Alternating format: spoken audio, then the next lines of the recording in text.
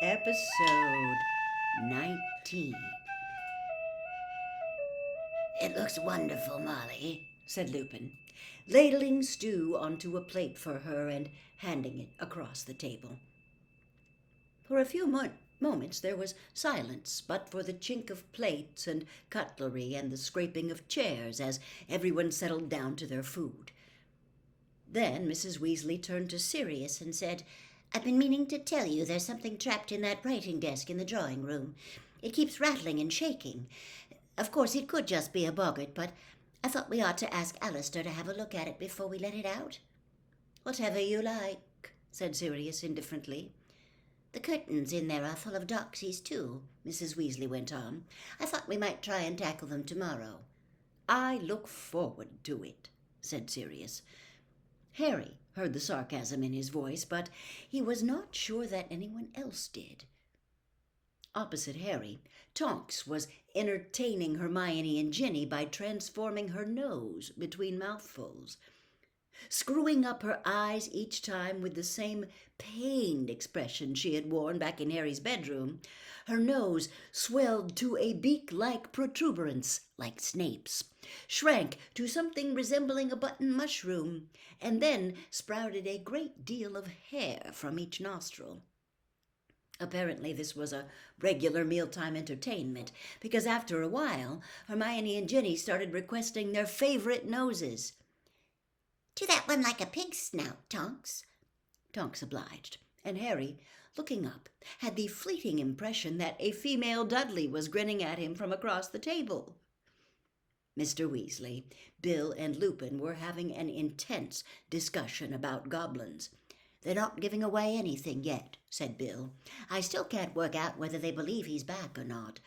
Of course, they might prefer not to take sides at all. Keep out of it. I'm sure they'd never go over to you-know-who, said Mr. Weasley, shaking his head. They've suffered losses too.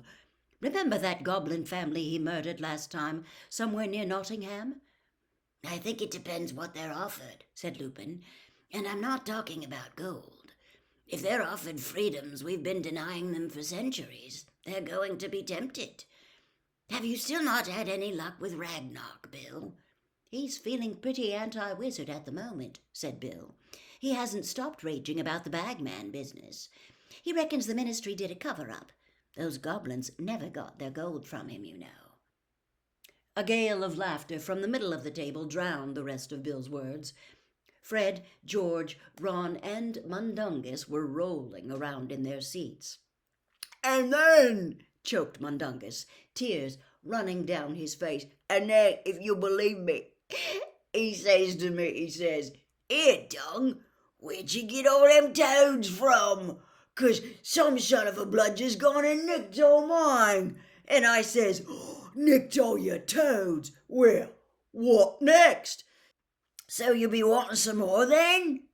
And if you believe me, lads, the gormless gargoyle buys all his own toads back off me for twice what he paid in the first place." "I don't think we need to hear any more of your business dealings, thank you very much, Mundungus," said Mrs. Weasley sharply, as Ron slumped forward onto the table, howling with laughter. "Beg pardon, Molly," said Mundungus at once, wiping his eyes and winking at Harry. "But you know, Will nicked him off Wardy Harris in the first place, so I wasn't really doing nothing wrong." "I don't know where you learned about right and wrong, Mundungus, but you seem to have missed a few crucial lessons," said Mrs. Weasley coldly. Fred and George buried their faces in their goblets of butterbeer. George was hiccuping. For some reason, Mrs. Weasley threw a very nasty look at Sirius before getting to her feet and going to fetch a large rhubarb crumble for pudding. Harry looked round at his godfather. "Molly doesn't approve of Mundungus," said Sirius in an undertone. "How come he's in the order?" Harry said very quietly. "He's useful," Sirius muttered. "Knows all the crooks. Well, he would, seeing as he is one himself. But he's also very loyal to Dumbledore, who helped him out of a tight spot once. It pays to have someone like Dung around. He hears things we don't. but Molly thinks inviting him to stay for dinner is going too far. She hasn't forgiven him for slipping off duty when he was supposed to be tailing you. 3 helpings of rhubarb crumble and custard later, and the waistband on Harry's jeans was feeling uncomfortably tight, which was saying something, as the jeans had once been Dudley's. He lay down his spoon in a lull in the general conversation. Mr. Weasley was leaning back in his chair, looking replete and relaxed. Tonks was yawning wisely, her nose now back to normal. And Ginny, who had lured Crickshanks out from under the dresser, was sitting cross-legged on the floor, rolling butterbeer corks for him to chase. "Nearly time for bed, I think," said Mrs. Weasley on a yawn. "Not just yet, Molly," said Sirius, pushing away his empty plate and turning to look at Harry. "You know, I'm surprised at you. I thought the first thing you'd do when you got here would be to start asking questions about Voldemort." The atmosphere in the room changed with the rapidity Harry associated with the arrival of Dementors. Where seconds before it had been sleepily relaxed, it was now alert, even tense. A frisson had gone around the table at the mention of Voldemort's name. Lupin, who had been about to take a sip of wine, lowered his goblet slowly, looking wary. "I did," said Harry indignantly. "I asked Ron and Hermione, but they said we're not allowed in the order, so—" "And they're quite right," said Mrs. Weasley. "You're too young." She was sitting bolt upright in her chair, her fists clenched upon its arms, every trace of drowsiness gone. "Since when did someone have to be in the Order of the Phoenix to ask questions?" asked Sirius. "Harry's been trapped in that Muggle house for a month. He's got a right to know what's been happening."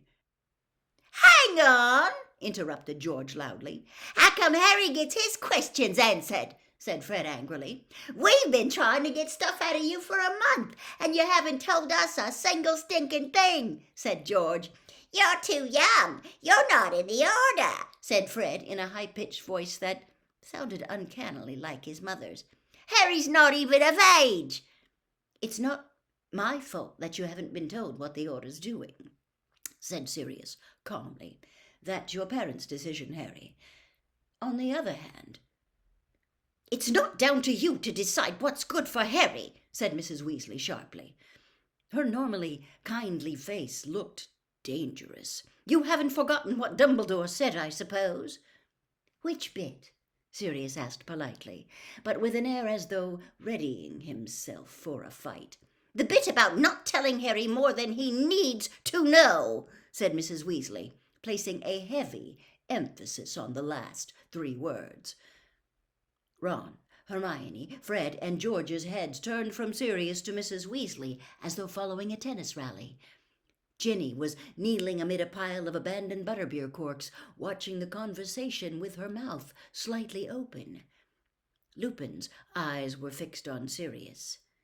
"I don't intend to tell him more than he needs to know, Molly," said Sirius, "but as he was the one who saw Voldemort come back—" Again there was a collective shudder around the table at the name. "He has more right than most to know—" "He's not a member of the Order of the Phoenix," said Mrs. Weasley. "He's only 15 and he's dealt with as much as most in the Order," said Sirius, "and more than some."